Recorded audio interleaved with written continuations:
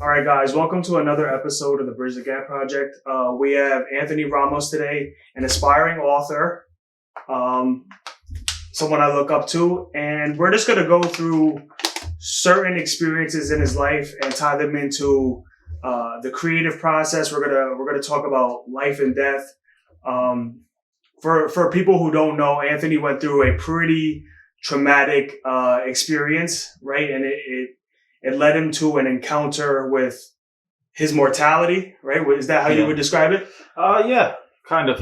You get to see death a little bit. Mm-hmm. So I'm pretty sure I saw death. Pretty sure you saw death. For those of you who don't know, it was a pretty bad car accident, pretty awful car accident. If you could just take us through the car accident and the perspective you had after going through that experience. Well, the car accident was pretty horrendous, but luckily I don't know what the hell happened. Mm-hmm. So, for all I know, the last thing I remember was hanging out, after eating some dinner. Then it just skips a couple hours, and I wake up in the hospital, naked, covered in blood. There's a bone sticking out of my leg. I'm like, what's going on? Yeah. And so they told me I was in a pretty bad accident. They didn't tell me exactly what the extent of things were. Mm-hmm. But I remember I was really actually more upset about my pants and my belt than anything else because they had cut my pants. Right. And that's what I was focused on because I didn't realize. You didn't realize the sevarity. Yeah, of what was going on. Yeah. So then I passed out, woke up the next day, passed out again a couple times like that, normal stuff. Yeah. Definitely got violated by a nurse. Mm-hmm. Definitely. I did not appreciate that, but apparently she did it to save my life. I didn't appreciate it. Yeah. So so as far as the accident, what happened to your body specifically? Like, what bones did you break? What? So I broke 12 to 14 bones in total. Jesus Christ. Yeah, it was pretty bad. Yeah. But it was like a nice little X. So my tib fib and my lower left leg broke and it actually shattered through my leg. So pieces of bone were actually, in my pants and in the car. And it was like, Jesus. Yeah, what the hell is that? It's like confetti. It was like confetti, basically. Just everywhere. Yeah, everywhere. Then my lower back, my spine, like the fourth lumbar, I believe, was compressed. So then it went up my body. My sternum was fractured. Tib fib again in my right arm, though, this time, and my wrist were all broken and fractured. Mm-hmm. So a bone in my neck was fractured. I had a traumatic brain injury. So that was cool. Not really. Not cool. Not cool at all. Yeah. But it was, apparently my brain was so swollen that it was pushing my eyes forward, and which is why I can't really see as well as I used to be able to see. Right. So technically speaking, I shouldn't be doing things with vision. Right. Yeah. Okay, so clearly an awful car accident. The recovery process, right? Mm-hmm. So that happened. Obviously, you're alive. Thank goodness. Thank whatever for that. You're here.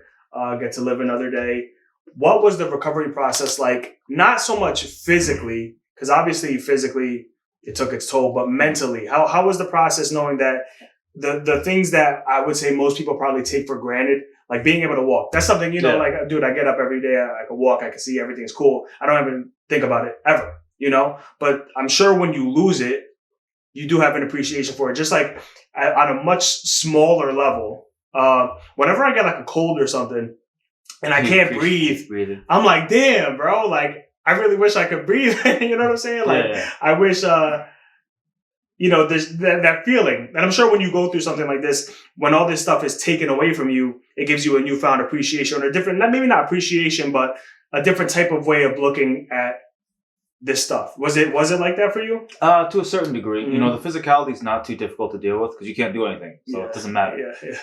Yeah. Luckily for me, like I like exercise. So when they were trying to exercise, I enjoy that stuff. So that helped me a lot. Right. Even though I did break my foot, I think 2 to 4 times in recovery. In recovery? Yeah, in recovery. Just trying to, being stubborn, trying to move around when I shouldn't have moved around. Yeah. And I do recall one specific instance when I was in the hospital. And I know the nurse, she said, call me if you need anything. I said, cool. I'm not going to call you though. Yeah. So I went to go get up to brush my teeth. And I touched my foot, fell down, obviously collapsed. And I was on the floor for a little while. Right. And she came and she yelled at me. She said, what the hell are you doing on the floor? I was like, well, I was brushing my teeth. Right. Those instances definitely humble you a little bit. Yeah. When you can't brush your teeth, you can't shave. Like crazy. All all that stuff. Having dreams about going through grass and then waking up and you're in a wheelchair, you know, it makes you realize, oh, this is really important. And people don't realize how lucky you are just to walk. Yeah. You know, just to be able to say, oh, I can touch my toes today, or oh, I can urinate without having a tube inside of me. Yeah. You know, those little things are really, really important. It makes you appreciate life. It makes you appreciate the beauty of things. Hell yeah. Yeah, that's what when I was thinking about this conversation, right? And I knew that this experience of yours was a topic I wanted to hit. One of the things I wanted to try and tie it into is like, okay, you went through this, you're here now, but what did that change about you? Or what insight did it give you as far as how I can now be as a person? Am I more worried going through life? Am I less worried? Am I more appreciative? Less, you know, like, is there any like key thing you can be like, okay, that happened. It was awful. But okay, better question. What was your greatest takeaway from that experience? Just to enjoy your life and live it to the utmost that you can live it. Mm-hmm. You know, there are 168 hours in a week, right? I did the math. I literally have 10 hours that I like spend not doing something. Yeah. And that's only because physically I can't, because like my legs get tired. Right. They're all messed up. Right. But I try to live every single moment I can to doing something, whether it's spending time with family, you know, writing a book, working, going to school, taking a walk, anything that is doing something, I always try to do. Yeah. You know, and in terms of living fearfully, you are a little bit fearful, like for like a week or two I was fearful. Initially, yeah. But after that, like I am even more so fearless. Yeah, because I'm fuck it. Yeah, what's gonna stop me? If I was gonna die, I could have died a couple times before. So no, that's awesome. I was there's this book called Secret Science, and a friend of mine posted a page. It's actually my book. I lent it to a friend, and she just like posted the page, and I saw one of the pages, and it was about how stagnation. Right? Like you get comfortable and then you just start doing nothing. Like that's disease and death, right? And so for you to always be constantly trying to do something and move around, that shows like you're still here, you're still good. Because I think a lot of times, like what you see with people with depression is they just stop. Yeah, they don't do anything. They just stop. And I know it's hard to get out of, but once you stop, man, it's like Well, you know what it is? It's like my Thai teacher explained it. My teacher explained it the best to me. He's like, Thai, like like Tai Chi. Oh, Tai Chi. I was like, no, Tai Chi teacher. Yeah. So he's like, you know, you have a lake inside of you, and you know, if it's dirty and it's drained, like your energy isn't moving the correct way. You know what I mean? It doesn't flow. So every once in a while, you gotta clear those drainage. You gotta make sure there's no dams in your stream. Yeah. You know, if you just sit there and vegetate, you're just gonna get worse and worse. And if you just dote on the negatives, you're never gonna go anywhere. You have to even if you're falling down, hey, at least you have the strength to fall down. Some people don't have the strength to fall down; they just have to lay down. Like, even something terrible, it's still better than something that's even worse. And people don't understand that. No, they really don't appreciate it. Yeah, like lay on the floor for 4 hours so you can't get up. Yeah. Then you might appreciate, hey, at least I fell, so I was up for a second. Yeah, you know. No, I love that point. And yeah, man, that's definitely how I want to carry myself. Sometimes it's a struggle. Sometimes just like everybody else, like I fall back into patterns where I'm like, fuck, like I thought I was done with this, but that's just like a normal human experience is like, you go through ebbs and flows, ups and downs. Course, but you have to constantly like catch yourself on the way down and not get it low as the time before, and make sure your highs are high and stuff like that. And, with the water thing, I think about Bruce Lee too, when he's like, be like water. Don't be the cup. Yeah, be fluid, be open to different scenarios and not so rigid in how you approach things. Because when you're rigid and tight, you can't fit a lot of molds. Yeah, right. You have to adapt to situations. You're gonna break things. What I think is awesome that all the buildings in Japan, they're built a certain way so they don't actually break. They just bend when the hurricanes exactly. That's the way you have to be. Because if you're rigid, you're gonna break. Yeah. When that wind comes, when that tornado comes, you can't deal with it. And that's why a lot of people, I feel like and specifically America, they're freaking out over things because they are so rigid. This has to be this way. This has to be this. 100%. Yeah. And now that we have a little bit of stuff going on, people are going, "Oh my God, there's war coming." People collapse. Yeah, they don't know how to handle themselves. No, they don't. And like that's a great point. Like you said about Americans, most of us are so overwhelmingly privileged that this is not true for everybody. Of course, obviously, life is life. No matter if you're American, African, whatever. Life has its experiences, and people have good and bad and whatever. But as a general statement versus the rest of the world, Americans are very coddled. And everything about America is like very easy and nice, even though it's hard to make a living. Like, I'm not saying it's not hard, but as far as like access to things, we're soft. Like, you know, like look at the grocery stores. Look at the access to all these things that we have versus some of the other parts of this world, you know? And I think when you have that, a life that is always very easy and stuff like that, like when you have that first sign of adversity, your natural inclination is like, nah. Yeah, like I don't want, because you know, because I get it, and I get it for most people. Like, who wants to go through hardship? But see, I want to go. No, but hold on. But as a general statement, most people don't want a hard life, you know, and I don't want a hard life either. But what I do want from a hard life is strength, right? Yeah. So you know how they say, like, I don't know what the quote is, but like it's like a religious quote, like don't pray for easy times or something, but pray for strength or whatever. Yeah, pray for the strength to rise above. Exactly. Yeah. But when you're faced with adversity, you get to put yourself up and raise yourself, right? And when you become a stronger person, that outside, that negativity doesn't have the same power over you. Well, 100%. But also, like, you need those tough times. You know, I constantly tell people, even at my job, because like I'm a leader at my job, I tell them, you know, you need to fall. If you don't fall, you're never going to learn how to, you know, stand up. Like, no one starts off walking. No baby's coming out the vagina and, like, jogging to work. Right. Like, we have to fall all the time. And that's the most beautiful thing in the world. And people need to appreciate it. The falling part is better for you than the standing up. Because when you fall, you're realizing, okay, I made a mistake. Let me grow from it. It's revealing. Yeah. It's definitely revealing. Yeah. Because people forget that they're not humble. You know, like, especially in this country, no one is humble. You know, like my phone right now is not humble. Right.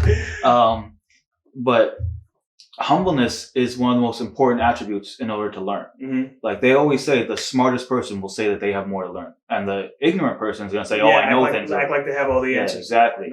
And you have to learn every day. You learn by making mistakes. Yeah.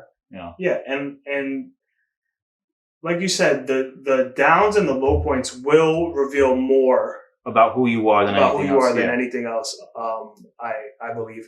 And man, they show yourself to you. You get to view yourself because obviously most of us exist and we don't really get to view ourselves from an outside perspective because it's just we're just always here. So we don't get to see, we're oftentimes not as honest and critical as we could be. We don't see our flaws, you know, and nobody wants to hear that. Like I don't want to talk in my interaction with people. Like I'm not trying to hear some negative shit about myself. See, that's funny because I'm the opposite. Yeah, I'm really critical of myself. Yeah, but I think it's because, you know, going through my circumstances, like I said, breaking my foot because I'm trying to walk and then re-breaking it because I'm still trying to walk. Like that showed a lot about me that I didn't even realize was there. Yeah. Because to me, that was the only way forward. Yeah. And I talked to other people and they're like, oh my God, I would never have done that. I would just stay in that wheelchair. Yeah. But to me, I couldn't stay in that wheelchair, you know, like, so I think some people are just different. And I don't mean like just with work and with this and that. Like some people just, like there's something in me that just makes me, even if I'm not supposed to do it, I'm going to do it if I want to do it. Yeah. You know, well, that means getting up and running at 3 a.m. and my knees ready like dust. Or, you know, writing a book when people tell me you can't write a book because, you know, you're doing this or that. You don't have a memory anymore. How are you supposed to do this? Good. Now let's transition to your writing, to your creativity. And let's just touch on how do you go about creating a book, a novel, whatever it is? Like, what's the first process in that creative step? Be an amazing liar. Okay. I like that one. That's the best thing. Because I always tell my son, like I always tell Lucas, you're going to be a great a writer one day. He's like, why? I'm like, because you're a storyteller. It's funny. You know, you make up all these, like you say you killed 3 people in Call of Duty. Right. I know you killed 1. Yeah, like I saw the game. I was there watching. I was there with you. You know what I mean? But that's one of the main components. You have to have an active imagination, you know? And unfortunately for a lot of artists, like especially with writers and painters, you know, they have extreme highs and lows. Like the ones I've talked to and from my own experience as well, it's you get into this high mode where you're feeling great and you're just writing or drawing or this or that. And then after a while, you get all that creativity out and your body's just drained because people forget that our vessel, like our meat bodies, whatever you want to call it, it's connected to everything else. Yeah. So when you have those ideas in the world, you're not the only one to have those ideas. Other people have them too. Yeah. And you're just happen to be that person who's putting it down somewhere. And in my own like spiritual belief, I believe that when you don't recharge yourself, that's when you get into those lows. So you have to take that time to recharge yourself, and then you go right back at it. So what's a recharge for you? Like recharge for me might be meditation. It might be sitting down and watching a movie with my son. Yeah. It might be just reading a book or cooking a meal. Yeah, no, hell yeah, that's it. Like, but it's just a way of connection. Yeah. Like when you're stuck, I feel like a lot of artists, especially, we get stuck by ourselves because to create art, you can't really have other people. Yeah, a lot of the time it's it's by yourself. That's why a lot of writers tend to be a little bit depressed because they're always by themselves. Well, you need to be by yourself for the creative process to make your own world. You know what I mean? But in the same token, when you're always by yourself, you're only drawing energy from yourself. And you don't have anything else to get that energy from. So you're taking all your energy and you're putting it on that paper. You know, you're writing your stories, and then you're doing research about your stories, which also takes energy. You know, like they say, reading a book takes way more energy than watching a movie because your mind's working. Right. So when you're writing a book or drawing a picture, you're researching some stuff about those components, right? Because you don't want to paint someone holding a sword if you don't know what a sword looks like. So you have to at least research the sword. Yeah. And then you got to think, swordsmanship. Then you got to think about fingers. So you can't be painting it like, oh, my fingers look like sticks. And the same thing with writing, you know. If I'm writing like a novel, let's say, about a man in a building, I have to at least know somewhat about buildings. Yeah, architecture. So exactly. At least the basics. Exactly. And then you don't even realize how much detail can go into something. Like I could spend half an hour describing a door if I really want to. Like there's so many different words. And that's beautiful. But at the same token, it takes so much out of you. You know? So really to be an artist, you have to have a lot of self-reliance. And you have to be so brave. Because for me, like I'm a little bit of a coward in that aspect, right? Like I will share my cooking, I will share my painting. You don't like putting that out there. My writing, I'll show a very little bit. Of course. But it's just because it's like your baby. But it's a baby that can't defend itself. You know what I mean? Like Lucas is a savage. Like you push Lucas, he might not push you forward, but he'll wait till you're around, then he'll push you. You know, the writing can't do that. And it's a defenseless thing. It's permanently baby mode. Yeah, it is. You're so right about it being about not coward's not the right word. I don't want to. You're not a coward for not putting out your work, but it's definitely egotistical of you, right? But that's normal. Like that's a normal thing. A normal reaction to doing a craft and not wanting to put it out there is like you hear all these voices like is it going to be received well? Do I love it? Could it be better? What if people look at me different? Whatever that is that you, me, whoever does some creative work is like not ready to put out their stuff. I get it. Like I really get it because man, like even with this podcast, like if I wanted to play devil's advocate to myself, which I'm about to do right now, I'd be like, well, the podcast setup could be better. You're 26. What the fuck do you know about life? You could have better guests. You could have David Goggins on. You could have the top 1%. You're whatever. Whatever. They could always be better. It's endless, right? But sometimes that is my self-talk. Not always, and I try to check it. But sometimes, you know, my voice is like negative, and that's like anxiety. That's fear. That's my ego wanting to be safe. But also, fuck that.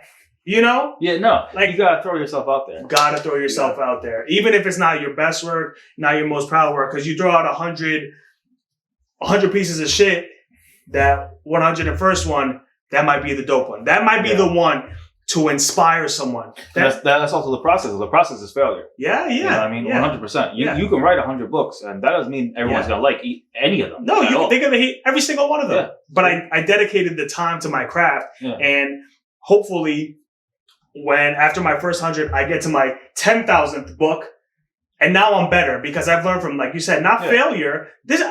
You're right. It's just life lessons. I try not to look at it as failure because failure is a word that comes with all these negative connotations, and that's just not how I mean it.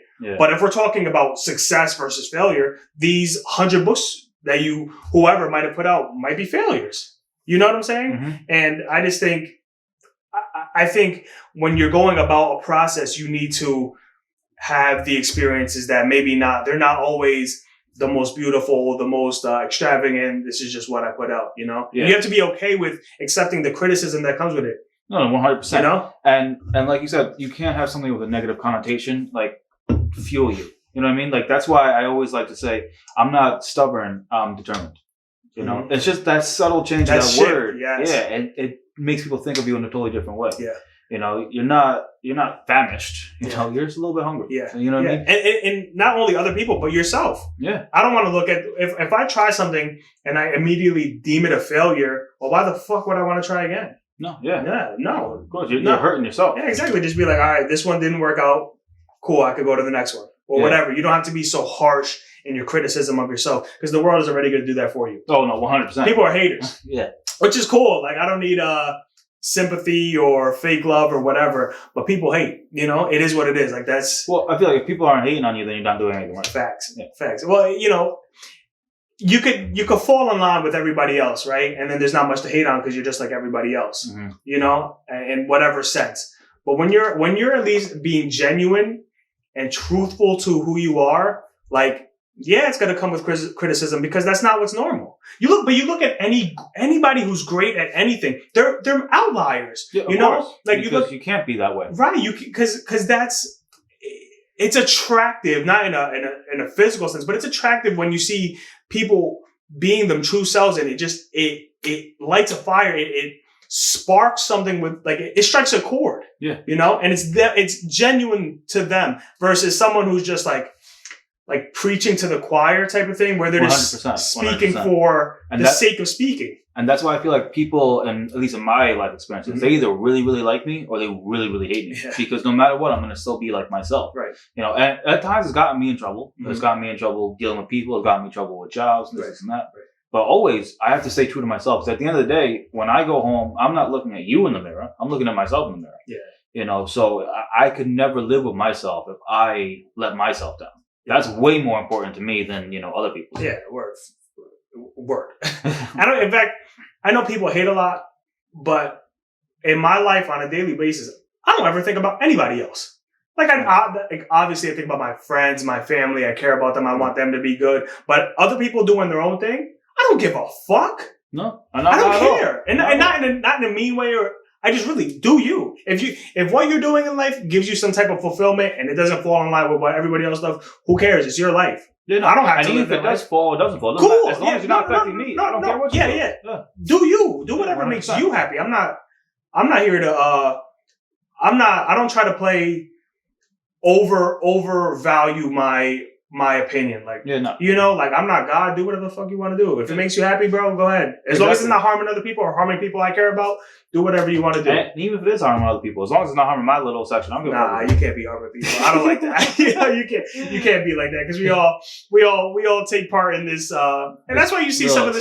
That's why you see some of the struggles you see now. I think people are. I think people really, really overvalue themselves and their opinion. Oh, 100%, because they think that they matter. But that's what they forget. They don't matter. You don't matter. And one thing I always love to say when people, like, they ask me questions about certain things, I'll tell them, you know, a bullet sounds the same in every language. Like, facts. I don't give a fuck what you have to say about certain things. Facts. You know what I mean? And if you think you are important because you saw something on Facebook and you want to tell me, I don't give a fuck about Facebook. I don't give a fuck about you on the Facebook. I don't give a fuck about you that you're right here. I will walk away in the middle of the conversation. I don't care. Yeah. In the sense of, like, your opinion being more valuable than another person's opinion. Like you should have your opinion and be passionate if you're educated or whatever. Yeah. But I think, you know, you have these people who they just think they're the shit.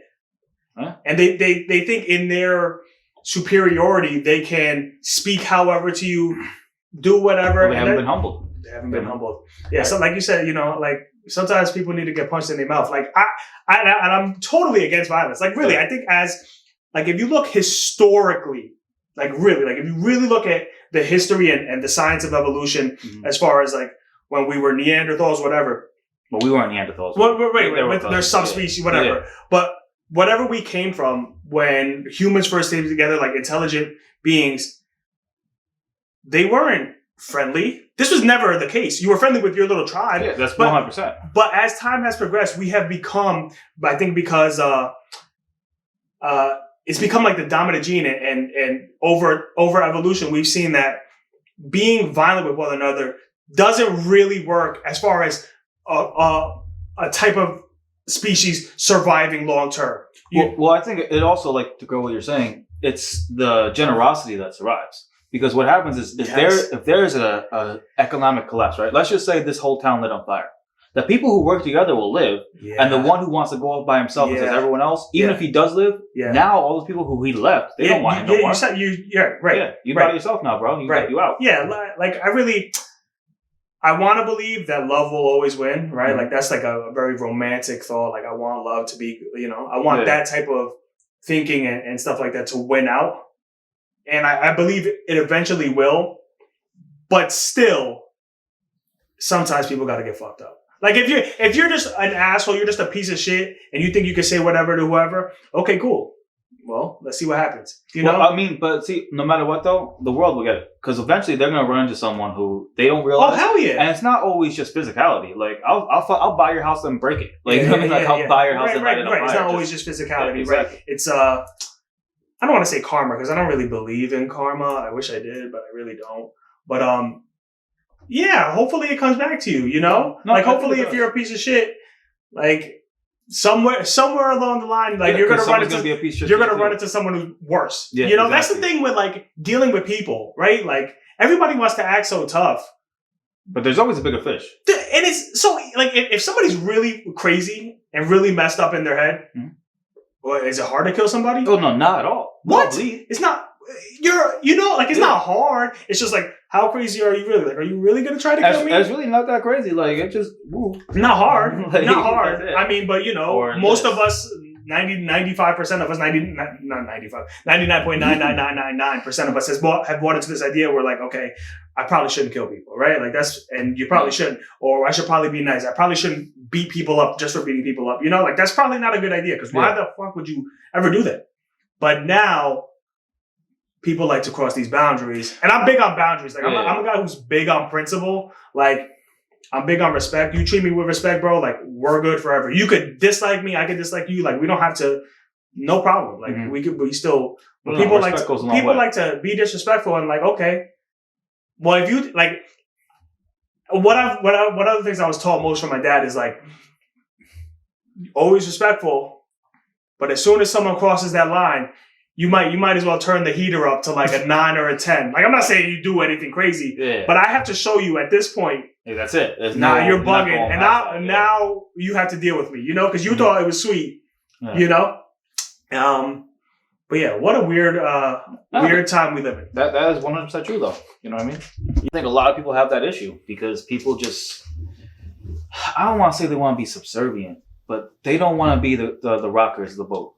No one wants to be the rocker, and people forget you have to be a rocker in order to change course. Good point. People do want to be subservient, maybe not consciously, but they consciously don't want to be what's associated with someone who goes against the grain. Exactly. 100%, yeah. Like they want to fit in because they don't want to be that outliner. Yeah, because it's hard. It is a hard life where people look at you different. You're an outcast, whatever. But also, this is what has given us some of the most beautiful people, beautiful creations in all of our human history. Like if you even look historically at like the greats, like you look at like musicians whose life has been shrouded with like drug abuse and hardship. Like it's the most beautiful work. Like Jimi Hendrix, Kid Cudi. Like obviously there's hundreds of people who have dealt with like drug abuse and stuff like that. Yeah. But when you find someone who's really battled with like heavy demons, and they express, you can feel the honesty. Right, right. Mm-hmm. That's 100%, and that's what I love about art is you can make someone feel things. Yes, like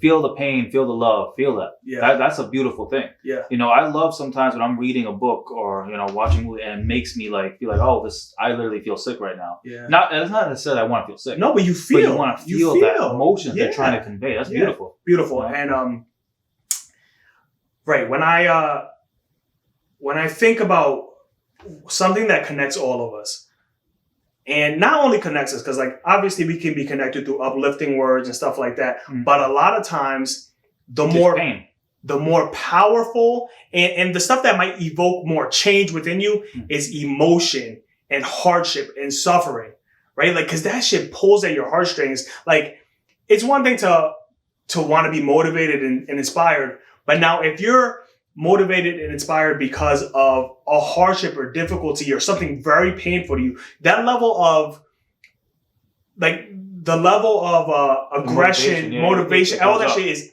exponentially higher when you are fighting for something that's really deep, deep rooted and powerful. Yeah.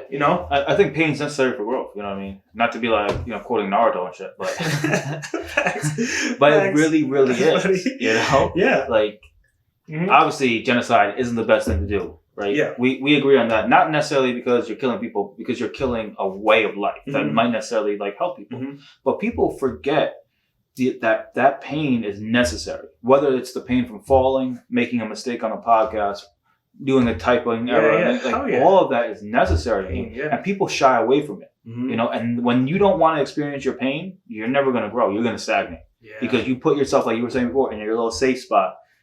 No one ever becomes a millionaire by saying, I feel really comfortable in my mom's house. Like, I just want to live, like you're never, because you're not going to be pushed to that level of extreme. Pushed to do something. Yeah, no, hell yeah. Yeah.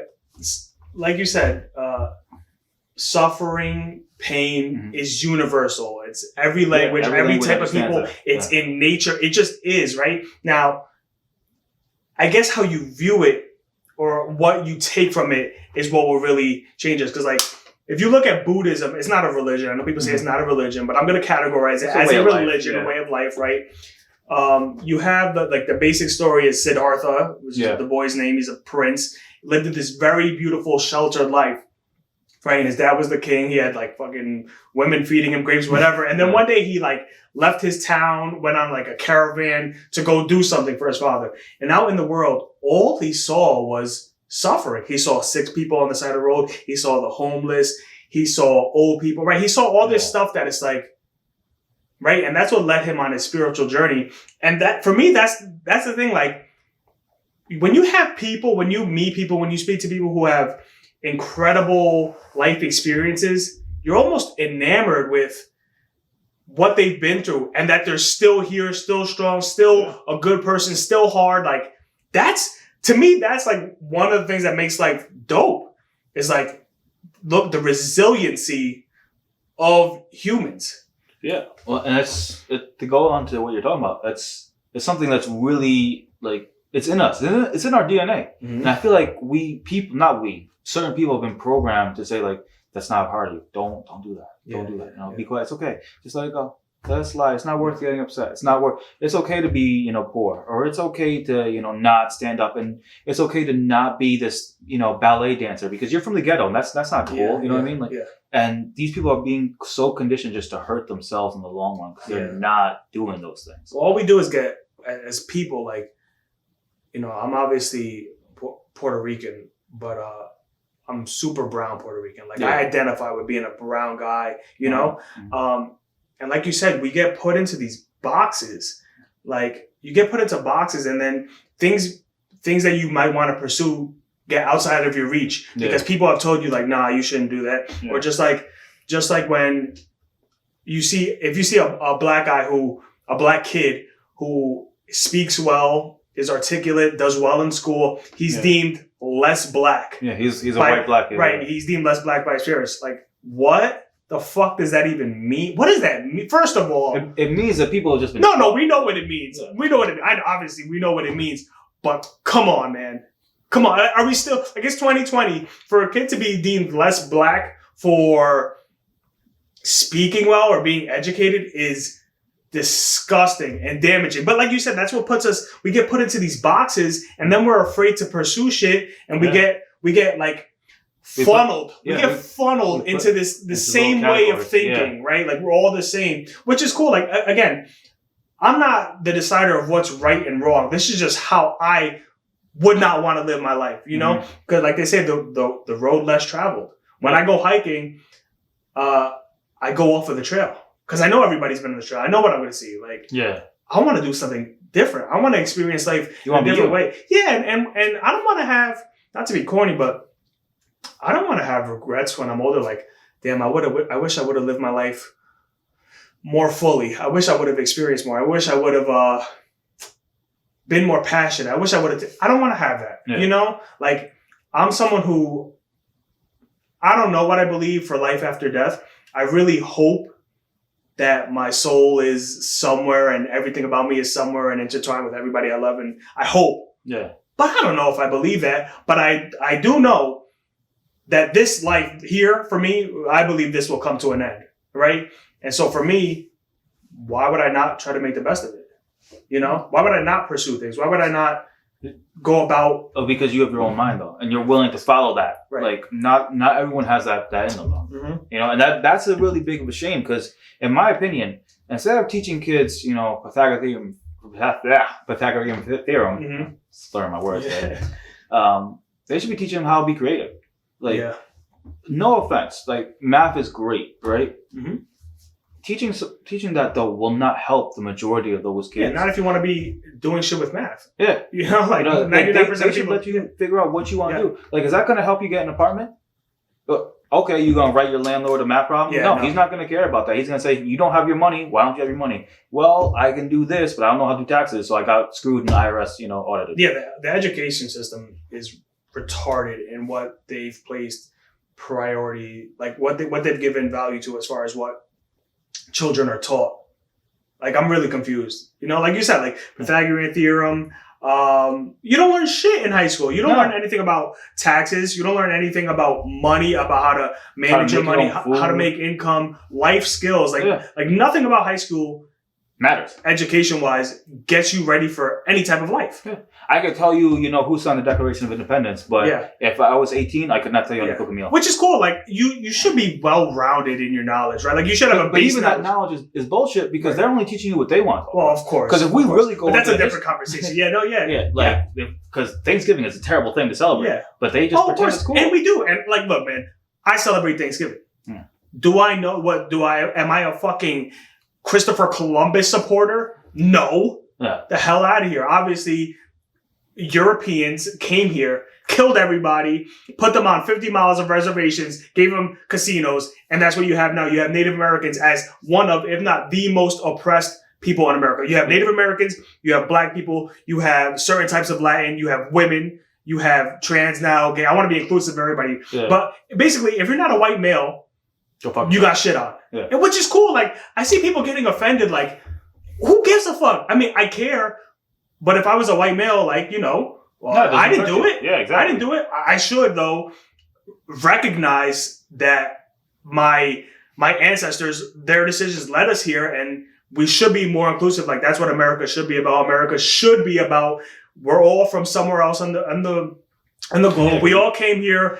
We don't have to discriminate like that anymore. You know? Well, see, I think the problem with that, though, is that if you have power, you want to keep power, right? Mm-hmm. So if... Let's say, like, let's go back to Puerto Rican. Like we have Taino blood in us, right? Mm-hmm. Those people are dead. They're gone. Like, you know, Europeans killed them. Yeah. But if they didn't do that and the Tainos were still there, the Tainos would want to keep power. So they would tell the white people, go fuck off. Yeah. You know, you can only live in this area. And that's what they did. So I understand that mentality.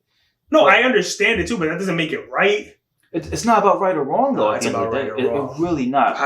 You don't think so? Nah, because at the end of the day, growth is going to happen whether you want it to or not. Mm-hmm. And while I don't agree with any of those things happening, and I wouldn't, you know, appreciate them or do them myself, it happened. And they're never going to give up power willingly, though. That's my point of view. Like, no, why would they? No, I get that. So the only way to change that is like... No, but why would they in their totality? Like, but on an individual level, I wouldn't want more power than other people. I really wouldn't. I really wouldn't. See, but you say that because you don't have it. Because spoiled people tend to like being spoiled. Right. So that's what we was talking about before with these Americans. Like I was talking to a neighbor and she was telling me how she wanted to change her career path, but she always thought there was going to be more time. And I'm like, what if I light your house on fire?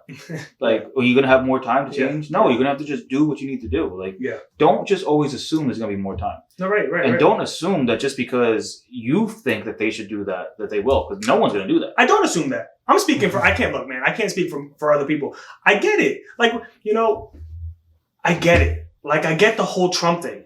I get it.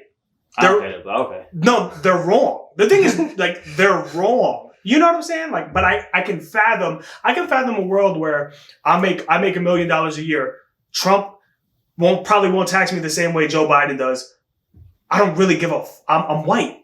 I don't really give a fuck about black people. Mm-hmm. Like, straight up. Like, it's not, you don't have to always be a racist, but I'm white. He protects my interests better. I can fathom that, even though I disagree, because we're all American at this point. Like, like, even though we still separate through our differences, we are all American. Black Americans are super American. If you go and bring them and you look at them versus African, like literally Africa, they're totally different in how they're American. Yeah, we're all Americanized, But we don't have a common enemy anymore. So there's nothing to drive those Americans to work together. Right. I know, but that's a shame. Well, then we need a war. No. See, no. A war would do something, but that's not what we need. Oh, obviously, like if you have a war, like a race war, not a race war. No, I'm not saying like a race war. No, you're saying like a left and right war. I'm not even just saying a war with like a foreign enemy. Yeah, like America right now. Mm-hmm. Who is America's enemy? To me? Yeah. I think you have a few. You have China. China's super scary. Okay, but they're on like a real one-on-one scale. Like, we're not going to war with China right now. Mm-hmm. Okay, so they're not an enemy. They might not be an ally, but they're not necessarily an enemy. Okay. Mm-hmm. Russia, the same shit. They're not our ally, but they're not necessarily an enemy. So what's your point? So without a unifier to have us as a people go either against or towards, they're going to remain scattered, or everyone in America. And the people who do have the power are going to say, well, everyone's scattered, let me just keep my power. Yeah, Why would I? No. They're going to consolidate their power. Oh, hell yeah. I get it. But that's my point. I get it. I just don't think it's right. Like, why would it be right? You know what I'm saying? Because might makes right. What? Might makes right in that aspect. No, but that's not true though. But it is true. No. That's how they gain power. Why would they ever give up power by? That's not what right is. That might equate to dominance, and for them that might be better. But that's not correct. That's not good. Okay, you know what I'm saying? I get it. It's not necessarily on the moral scale. Right, but I'm not. First of all, I don't expect anyone who's in power to be like, fuck it, let's all be equal. I get it. You want more. It's human nature to be greedy and want more and all that stuff. But from the other side, you know it's wrong. It doesn't matter. No, it does matter. It does matter. It doesn't. It does. It doesn't. Not to me. Not to you, but how can you say it doesn't matter? How could you say that if your people for hundreds of years were slaves, if your people for hundreds of years were killed, if it does matter. I mean, it does in a certain aspect of historical sense. I would never allow myself, or if I felt like my people, quote unquote, were being put in those situations, I would try to do my utmost to stop it. Right. But I guarantee you, if I was alive back then, I probably would have been killed because I would have said something to the slaver, or I would have fought back. Hell yeah. Yeah. Hell yeah. So, but that's my point. That's exactly my point. We know who's in power in this country, and I think it's shifting from white men, which is what it always was, towards wealth, like real money. Yeah. Right? Like I think even if you're a black guy, I think even if you're gay, if you're a billionaire, like you could get in these inner circles nowadays. Like I really do believe this. Well, because money talks, it don't matter. It don't matter anymore. Yeah. Like, dude, you got money? Cool. Let's figure it out. They control everything. But my point is, it matters when you have the 1% are 99% white or 90% white. That's when it matters, because we're talking about future generations. But we're following their system, though. That's why they're the ones in power. Like if let's say we followed Native American systems standards of living, then white men would not have any power because they don't understand the fact that they just want to own shit for no reason.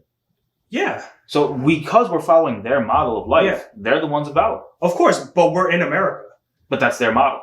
But we're in America. Yeah. Of course, it's the capitalistic. Yeah, it's the capitalistic model, right? And white people just happen to be the ones in power. It could have been black people. It doesn't matter. It doesn't really matter who's the figurehead. They are right now. That's who's in power. Well, no, I'm just saying we're following their model of life.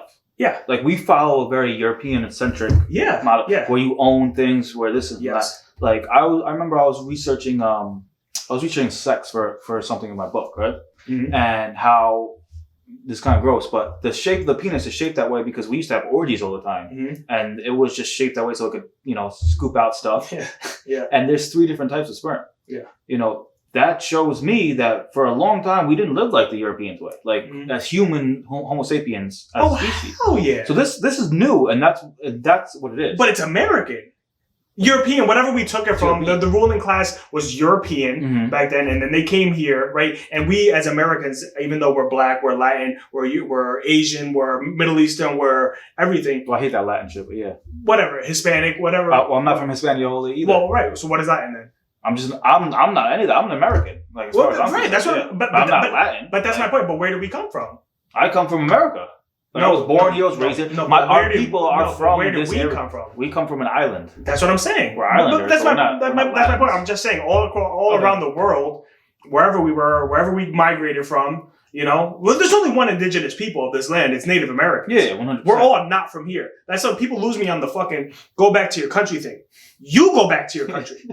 What are you talking about? My country's closer than your country. We're not from here. No one is from here unless you're a native person. Unless your great grandfather was on these lands. Yeah. But yeah, we of course as Americans we have all adopted this culture. Like if you look at the native culture, totally different. Where they're in tune with nature and whatever. Like you said, we're Taino, like Taino Indian, native to the island of Puerto Rico, like. That culture doesn't exist anymore. Yeah. Obviously, you keep like relics and stuff like that. Like you see, words, you see like like the coqui frog, like it's still in our culture, like the music, the stuff like that. And you should hold on to that because that is, But at the end of the day, yeah, exactly. We're American, and we all have to buy into this system. But that doesn't mean that the ruling class is right for their dominance as far as equality. You know what I'm saying? True, but if they were to give true equality, they no longer would be the ruling class. I know, that's why I would never expect it. Of course. Well, that's why. That's why I'm saying, like, it won't change because they don't want to. No. The only way you're going to have real change is if you get, like, a real person. Not a real person. A leader. No, hell yeah. But, like, a person from this. Like, a regular, like, working 9 to whatever, or working 7 to whatever. Yeah. Like, one of those people to come out, and guess what? They'll get shot. Yeah. Real quick. Yeah. Or they'll go crazy with power, and then we'll have a dictator. I would like to think that there are some people out there who are willing at least to try something new. Like I said, I think most of my generation, I think we lean towards Democratic, like the Democratic Party, but none of us are Democrats. Like, I don't, first of all, I think the Republican side has become synonymous with white supremacy. Mm-hmm. It just has. I'm not saying if you're a Republican, you're a white supremacist. Of course not. But that is the case. That's what it's become. And the left is like synonymous now with like oversensitivity. Everyone's a racist, But I think if I had to pick, I would lean more towards the Democratic left, But you see people like Andrew Yang, the Joe Bidens, the AOCs, like they're at least they're willing to like try new stuff. And that's what if I had to like push our country in a direction, it would be towards like Andrew Yang is somebody who's supportive like UBI, like universal basic income. Yeah, no, he tried to push it right. Before, and obviously like people get scared because it's like socialism, right? Like they associate that with like socialism. But look how hard it is to survive in America nowadays, right? Like it just is. Unless you come from money, it's not easy. Like you need to be making like almost like 6 figures minimum to be a homeowner. Whereas 60 years ago, you don't need a college education to get a job. And with that job, you can buy something for yourself. At this point, you have to become so qualified and educated just to survive. But I think some of that is misconstrued. You know what I mean? Because me, myself, I don't have the craziest education. Mm-hmm. At least not education like formal education. Yeah. While I am an educated person, that's just because I like to read and I like to learn things. Like, and I could still be okay. I wouldn't be perfect, but I could still be okay with what I'm doing. However, I want to strive for more. I think a lot of people get stuck in whatever scheme they're in, and they don't always necessarily strive for more. No one making minimum wage can live on that wage. I don't believe a single person. I don't think, unless they like all commute. You have to come together with like 3 people. But that's my point. Whereas 50, 60 years ago, like when America, they say make America great again. When are they referring? After World War II, when we all came together and had like a super high sense of like. Yeah, they shot everyone. Right. Like that's the only time America was great as far as like the economy, because you could do with. It wasn't even that great because they were shooting people. Right. They shot Kennedy. They shot but you could do stuff with with the money you get, whatever job, you could do something. Minimum wage is like, let's say $10. 10 times 40 is $400 before tax. I know. After taxes, what do you get? What, $325? What could you possibly do with $325 a week as far as survival? But that's also because of inflation. Like, I was reading a report that said if raises kept going with inflation, the average income would be like $100,000. But that's the point. It never went up. The cost of living went up, groceries went up, gas, everything went up except for the pay. Yeah. But that's how we have all these billionaires and millionaires, because they hoarded the money. But that's my point. That's what you see is like this humongous divide where you have the top 1% in control of everything. You have they try to trick you by telling you, oh, it's the people who are on unemployment and disability and like social services doing nothing, and that's the reason the economy is bad because we never kept it going, know? And now the middle class suffers because all they have to do is work and pay for the class that's not doing shit, and then the top 1% is making millions. Yeah, you saw Trump. You saw Trump's tax returns, man. Yeah. What? I'm not surprised, by the way. Like, no, I think everyone knew that to begin with. Yeah, but at least we know for a fact now. Like $750, right? Is that what it was? Yeah, I think so. For like 2 years. I paid that in like 2 weeks on my taxes. I don't make millions. You know what I'm saying? Like, how disgusting. But that is America. That's what the system is. The system is rigged. Yes, and people who say the system is broken, no. The system was always intended to be this way. And it creates this divide. And then you get 2 polarizing trains of thought that just blame deflect. That's why I don't think it'll ever change. Without a serious issue. No, you need a super leader, somebody who's not. Even if you have a super leader, though, I don't believe it will change because of the way our system's made up. You either have to join a Republican Party or Democratic Party. The 2-party system is completely flawed right there. It is. And then even if you're a great president, at most you could do 4 years and then hope you can get another 4 years. So, and half your stuff could be completely changed with the next president. Yeah. So there's no way for us to go forward. Yeah, no, there is. And I don't want to think that way. I don't believe the president has as much power as people would. I mean, this president is different because he's just doing whatever the fuck he wants to do. But even him, like half of his orders, they don't mean anything. No, but like as far as like like something will happen and some information, he'll just fire people like and just replace whoever the fuck he wants. Like. But I think any president could have done that. No, but they didn't. They chose not to. No, but they didn't. They have integrity. Right. But he doesn't have integrity. But that's my point. And that's why it's so scary. Because it's not like... It's not... Yeah, I might not like him as a person, but he just went and did things that no president ever did. Like, I'll give him credit in that respect. Like, he said things, and then he did them that people didn't do. Like, I give him credit in that, even though it was the wrong thing. He abuses his power. Oh, 100%. And he's more like the people that support him really confuse the shit out of me because it's like on one end you're so patriotic, you're about all these American values, Christianity, whatever it's associated with, and then this guy just completely abuses the power, but it's okay because now it fits your own narrative. Well, because he's on their team. That's what I'm saying. He's on their team. Yeah. That's what it is. Yeah. And I hate Christianity, to be honest. Like, I don't hate Christians, but I think Christianity is like the most un-American thing in the entire world. Come on, man. It's 2020. I don't like to shit on people's religions, man, because I don't know. One, I don't have the fucking answers, But it'd be the people who claim Christianity, claim to be Catholic or whatever. Yeah. And they use that religious stuff to do. They're the most fucked up people. Like, you're a piece of shit. Like, bro, you can believe in whatever. Just be a good person. Mm-hmm. Just be a good person. Yeah. 100%. Like, I don't not beat up people because I'm like, I believe something's in the skies and to watch me. I don't do it because I don't want someone to come up to me and just randomly hit me either. Like, that's the way it is. Right. You know what I mean? Yep. But yeah. Anyways, this was dope. We'll probably get another one in soon. Right. Let's wrap it up. And yeah, man. Hope you guys liked it. Peace. All right.